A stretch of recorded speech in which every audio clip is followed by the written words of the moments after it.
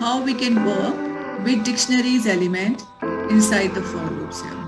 Okay, still we can work with the dictionary. So here we can just create a simple dictionary, any dictionary, like a normal dictionary you are working.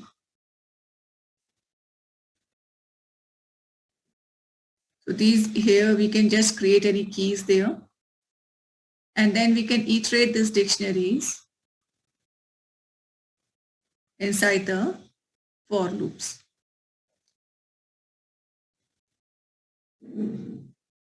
Okay, so let's go ahead with it. You can take out your Jupyter notebook. Have you taken out your Jupyter notebook, students, now? Because a lot of work we have to do with the Jupyter notebooks now. So let's move. Wait, let me take it out just a moment.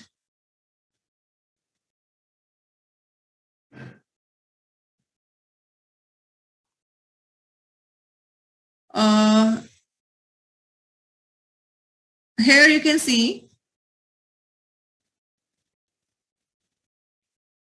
these we had already worked. Okay. Let's come here on to line number 2, this one, iterating through the dictionary. You can see here. Good. Okay. So you can just check it out, line number 2, iterating through a dictionary. You can see here, I'm just making it a little bit zoom. Just a moment, let me make a more zoom. Now it is okay. Here we had created a dictionary. So let me explain each and every bit. Later on, you are going to do these things. Okay. First, listen it carefully now, each and everything. Here, this D is the dictionary I'm creating. 1, sky. So what are the elements here? So here the keys are and the values. Okay. So the keys and the values are 1 is the key, sky is the value. 2 is the key, earth is the value, right? 3 is the key, water is the value. 4 is the key, forest is the value. So 1, 2, 3, 4, these are the keys and these are the values. How to create the dictionary? You are writing 1, sky, 2, earth, 3, water, 4, forest. So 1, 2, 3, 4. These are the keys and rest, sky, earth, water and forest are the values. Now this we are going to put inside the for loop. What for loop will do? See, if you work with a list, in list, it is going to take the indexing element. But here, there is no index. Here, we are having keys. So this particular for loop is going to take the keys here. Okay. So when you iterate it, iteration means one by one, all the dictionary elements will go. So it will capture this K. This index will capture the key element. So as soon as for K in D, so D will go here and capture the key 1 in K1, print K1, so 1 is there. Next time it will take more keys. It will continue till the keys are there. So next time K in D, it will iterate to the next key 2. So in K 2 will be there. So in print 2 will be there, 2. Third time it will iterate on to the third key, 3. So in K, for K in D, it will take the third element and it will print the 3. So 3 will be there. Next time it will iterate to fourth key. So fourth key will come here 4 and print 4 and print 4.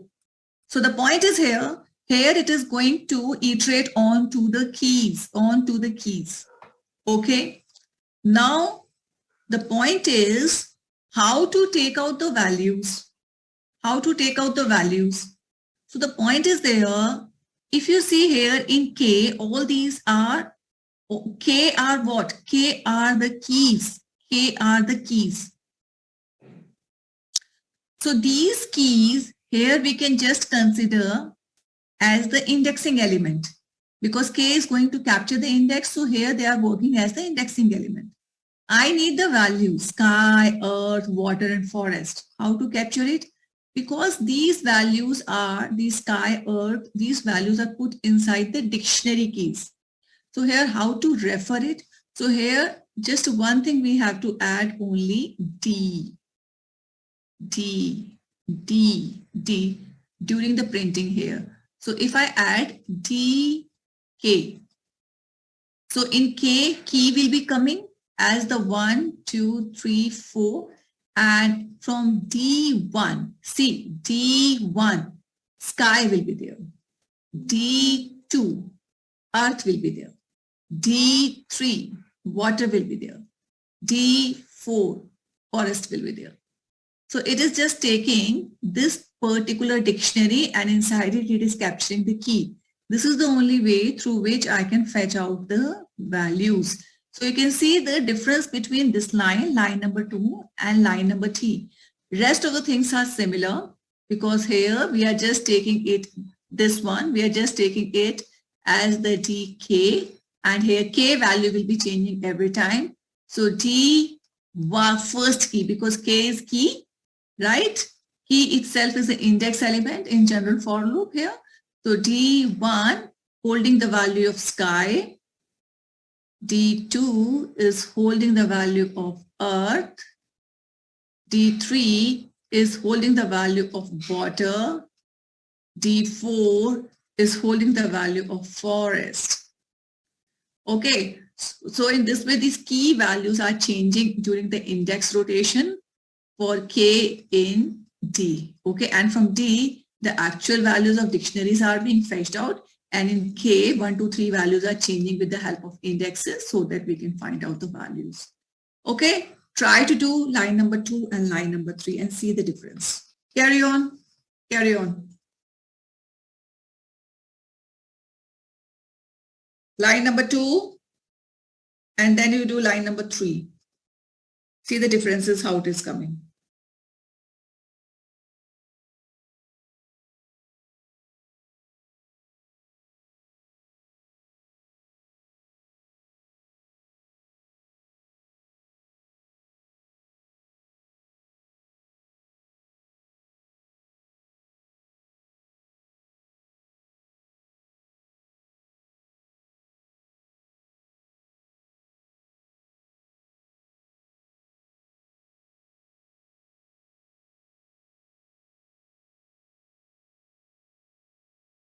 And for loop with the dictionary also, because till now we had worked with the list here.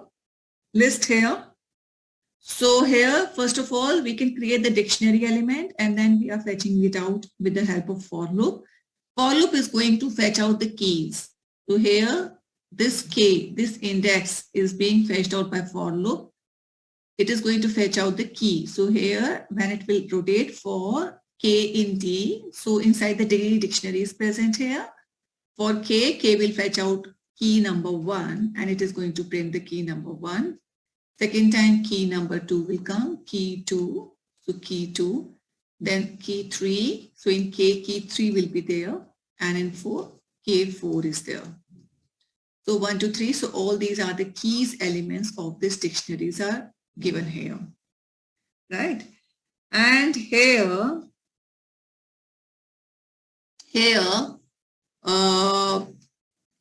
you can just see, we want to see the values. So here all the values of dictionaries are stored inside the keys.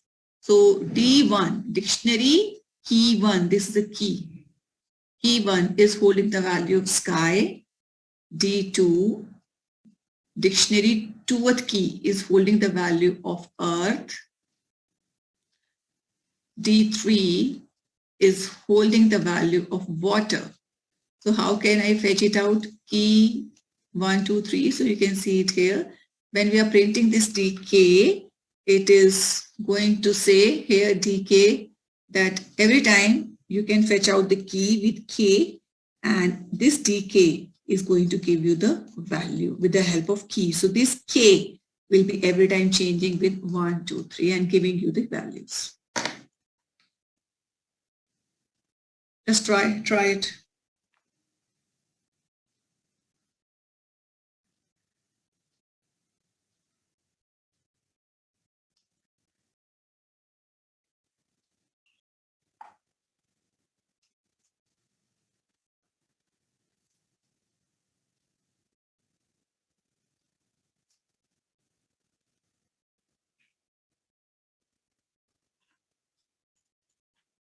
Now you can see here, see line number 4.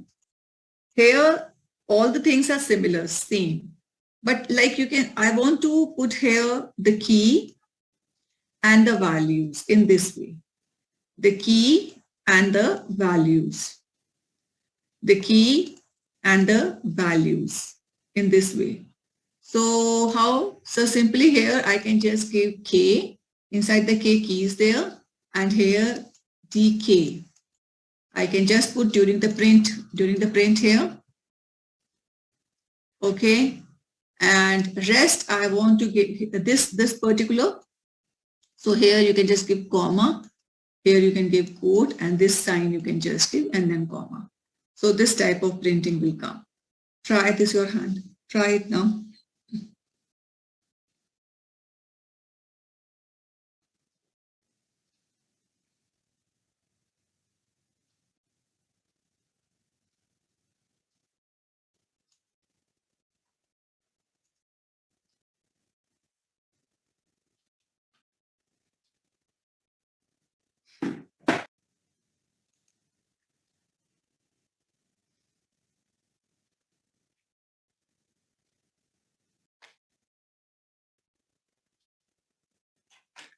You have to check out the invalid syntaxes.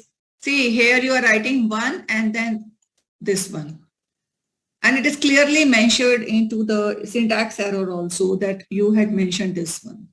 Just correct this one, colon. Do not make such mistakes. Please be careful for this one, please. Be careful for the syntaxes.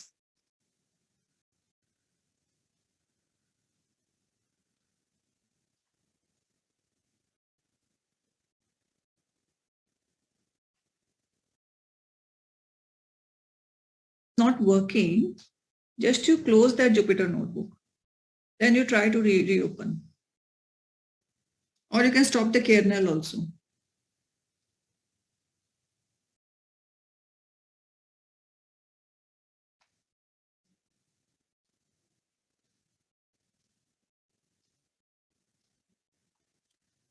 Those who have done up to line number 2, 3, 4, try to create a self dictionary, any other dictionary.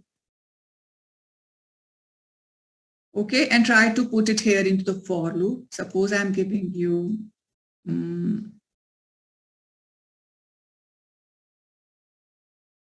one for books. This is a dictionary. Create on your own now.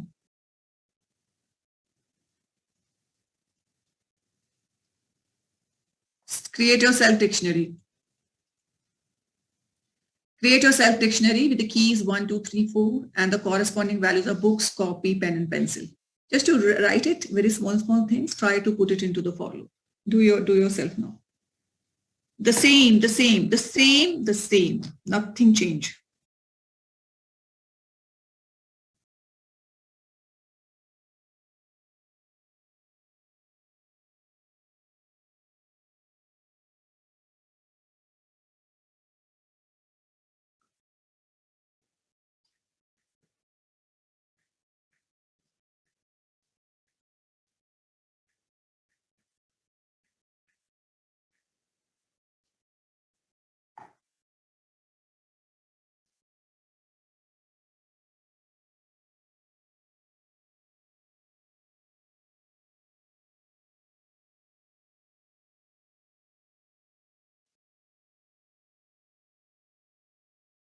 Those who are a little bit left, I'll just come onto the page again for a moment. Just listen for the new concept and then I'll be coming onto the same page.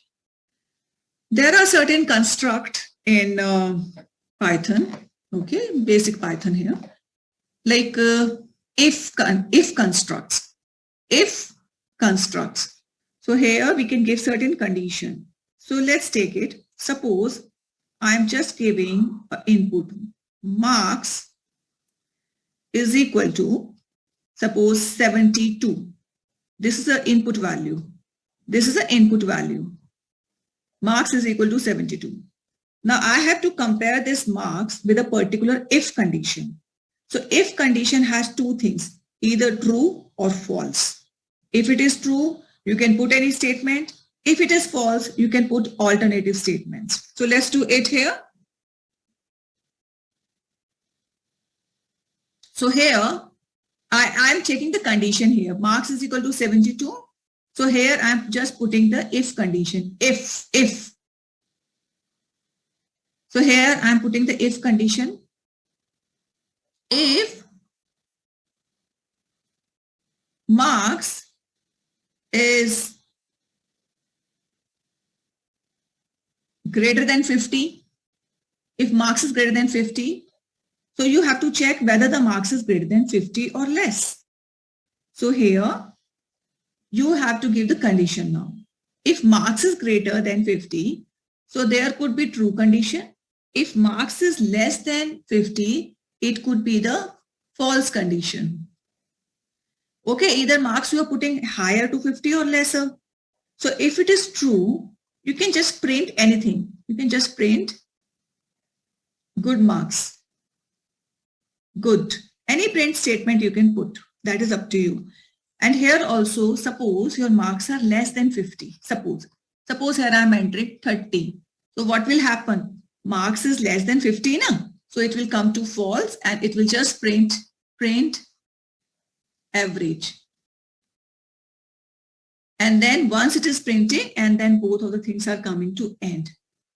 So this is a if condition, general if condition. Any if condition is having the two options, either the true or false, either the if condition is true or false there. So how to write it basically? Here, when we are giving it here, I can just writing into the program here. Marks is equal to, you can give any mark, student, that is up to you only. Okay, and here I'm just giving if marks is greater than 50, okay, it could be greater than 50. So automatically true statement is there.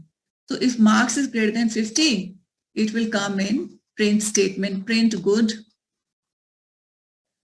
Else, suppose you are writing here, the marks are not greater than 50. So automatically it will be coming here in else condition, and here you can print any other thing.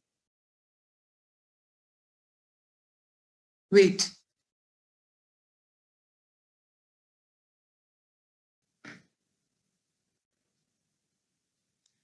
Print here you can just write average. So what will happen here? If it is greater than 50, it will print good. And if it is less than, suppose here I'm writing 32. So it will automatically come in else condition and it will print average. Okay. So in this way, we can just work with the if conditions. So you can put any data into the input variable and you can see how this marks can work here. So here you can just see, just a moment, wait. Okay, see here. Student, you can frame any if condition. That is entirely up to you. So here you can see this one. Just see here. If construct is there, you can put any marks. That is up to you. And conditions also, you can put it here. Marks is equal to 90. So we are putting here marks. So you can take any variable, not only marks, any other variables also you can take.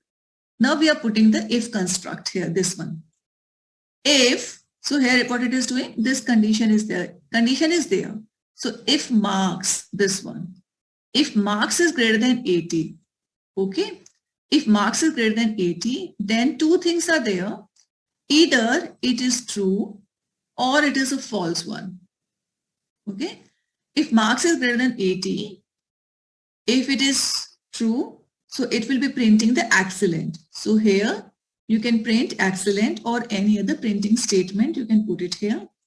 And if it is coming to the false side here, then it will print good here. So you can see here, line number 25, marks is 90. If marks is greater than 80, so right now what is the value of marks here? If you check it out here, 90. 90 is greater than 80. Yes, it is true. Come here in true. It will be printing the excellent for you and you can see the statement excellent is there. Okay. Next time I'm changing the condition here. Marks is equal to 10. If you check it out, 10 is greater than 80. No, it is saying it is false. So it will be coming in else condition, print good. It is going to print good only, not excellent, because marks is 10 only. Okay. So in this way, your if statement works. You can see here, first you listen all these things, then only you will be doing. See here, line number 29. I am taking two variables. Okay, any two variables you can take. Suppose here I am taking the two variable here. One is num. Num means number, and this number is divided by this FACT. This is the 2 is the factor, means 2 is the fact, means a number. So here suppose I am taking inside num 12. 12 divided by 2. If 12 divided by 2, so what is there? Everybody is aware. What is the remainder? Come to the remainder. How you will represent the remainder? The remainder is going to be represented by modulus sign. So here you can just write here num modulus fact. So inside the num 12 will go and fact 2 will go. So if 12 divided by 2 and its remainder is 0. See here 0. Because modulus will every time gives the remainder there. So here it is saying just if we divide the 12 by 2, so if the remainder is 0, so you can see these two signs here, double equals 2. This is a comparison. It is making the comparison that if this modulus is giving you 0 and this remainder is equivalent to 0, if this is there, so if num divided by 2 and here the remainder is 0, so it means this number is even. So here we are printing this number is even. And if suppose you are not getting 0, you are getting, let's contributed 1. Okay, so it means it is not equal to 0. So here it will automatically go to the false condition. It will say no, I'm not getting 0 as a remainder. So it means false. So automatically it will go to the else. It will print the odd number. Okay. So here, suppose I'm putting here num as the 12 and 2. So here 12 divided by 2. So surely I'm getting the remainder 0. So remainder 0. So here 0 equals to double equals to 0. So it will print the even, print even. Suppose I change it. This num now, you can change it to 13. And then see here 13. So 2 divided by 13. Here. No, so sorry, 13 divided by 2. 13 modulus 2 here. No? So what you will get? You will get only 1. No? Remainder is 1. So you will be coming into the odd. So any number which you are writing it here, you can try to change this number and see whether you are getting the even or odd. Because if the remainder is 0, then it is even. If it is 1, then it is coming to odd number. Okay. So these are the same thing. And these are also if statements are given, you can just write any variable, try to implement that variable with greater than or less than sign and see whether it is coming to true or false and what it is printing actually here. Okay. And here line number 32. What it is, you are taking the input from the user input values. You can take now with the input function and then divide it by 2 and then see whether the remainders are coming to 0. If it is 0, then it will be printing the even number. If it is giving you 1 here, if it is giving you 1, so it will be coming as the odd number. Okay, so these are very simple bits of learning here, very simple bits of learning.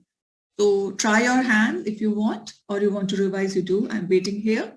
If any queries are there, now I'm reading your queries. Okay, if any problems are there, I'm sorting. Try to have your hands on.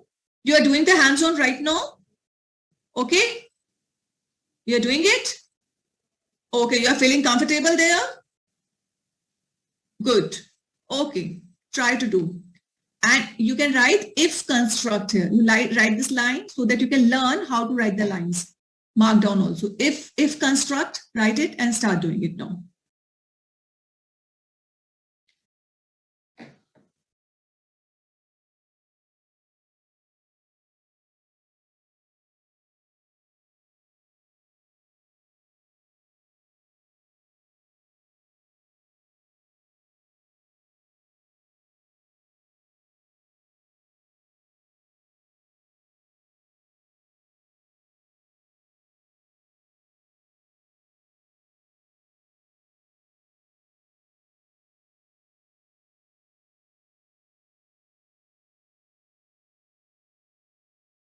here, for here, you can change your numbers. You can try and you can see what are the results. You can change the number, and these are comparison, compare operator. You're making the comparison because num modulus fact. This is just a variable name. Not only this, what you can do, you can just write here x and y. Does not matter. You can just write here x, y. You can give here x 2, y 12. And here you can just give y divided by x. It means 12 divided by 2. And this is a modulus sign you can give, and is equal to operator you can just give. So anyway, whichever is comfortable, anything you can do. So it is up to you.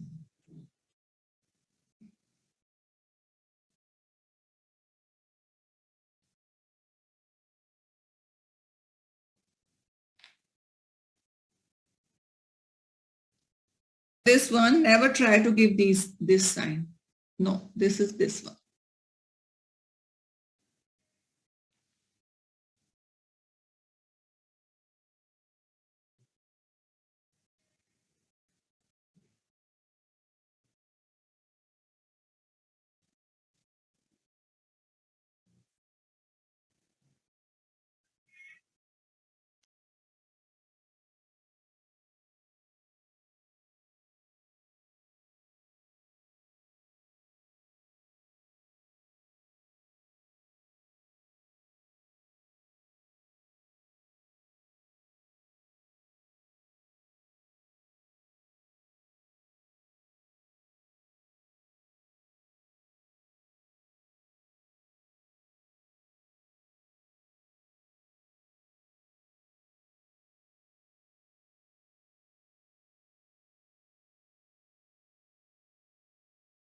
Whenever indentation, because this statement is the part of if true part. If true part, okay, then after then you are coming to else part. So else part you have to write just below the if, because it is a if else combination is there. So you have to take care. For the else, you have to bring the else part just up below the if. You have to take care. See these alignment here and here, this indentation. Because this print even is the part of true part of if. This print is the part of false part of if, else part. Else should be below if. All the statements should be inside with indentation. Take care for these things now.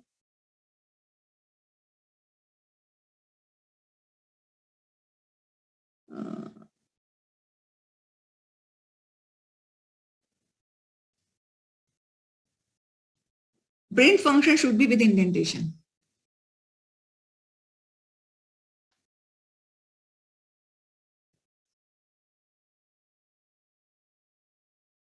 Also.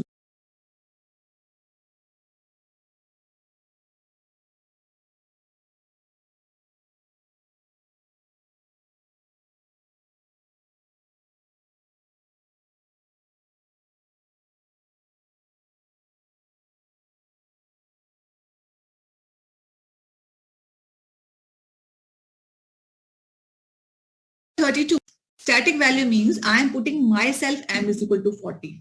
But suppose I want to change it, okay? You want to give a dynamic value. It means you want to give the input enter value. So you can give any value. You can enter 70, you can enter 700, as soon as many times you are running it here. Plus 2. So suppose here 70, suppose. Okay, 70. So 70 modulus 2. Modulus 2 will give the always remainder. So it will check it out 70 modulus 2. If you divide it, so what is the remainder you are getting at the end? Okay. So that remainder, if that remainder is equal to 0. So it means this number is even number. It is going to come here in true. True, it will be printing the even number. Value of 70 is even number. And suppose you are writing here, let's consider 79. 79 divided by 2. So you will be not getting 0. Somewhere 1 you will be getting. So here you will be getting the 1. So this 1 is odd. So it will be like looking here inside the false condition. It is going to print value of k 70 is odd number. Okay, so try yourself that with the different values and then you run it here. And any value you can put it here. Try to run it multiple, 2-3 times with a different value and see how the results are changing. See 29, if I had entered, it is saying 29 is an odd number. And if I enter here 20, so it will say 20 is an even number. So try yourself 2-3 times by running line number 32 on your own. First time when you are running the line, suppose you had written it, click on run.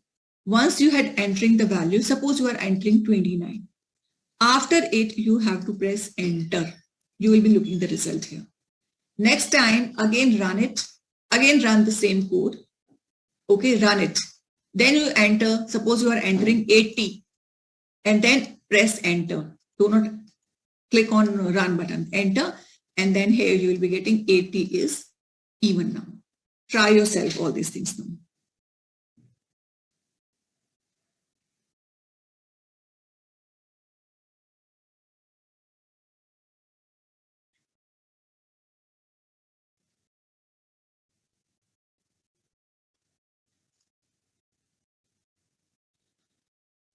Take care for the syntaxes. Syntaxes, each and every bit, colon, division sign, double quote, comma, these are highly required. Take care for all these things.